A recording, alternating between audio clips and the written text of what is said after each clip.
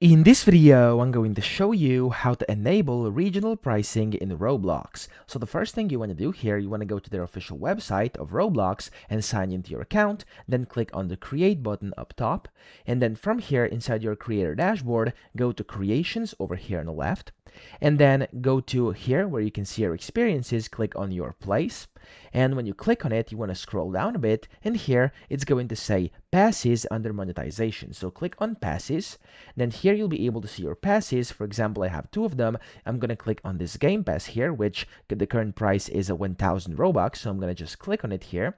And then you go to sales and make sure that basically this item is for sale. And if it is, you'll be able to set the default price. And then down here, it's going to say enable regional pricing. Just click on that. And over here, it's going to say that Roblox will automatically adjust prices based on the user's country or region, ensuring they never exceed or default price or go below 30% of it. Okay, so that's how you can do this. And then you can of course click on save changes and click on proceed, and you've successfully enabled regional pricing in Roblox. So that's it. I hope this video helped you out. If it did, please subscribe to the channel and help me out as well.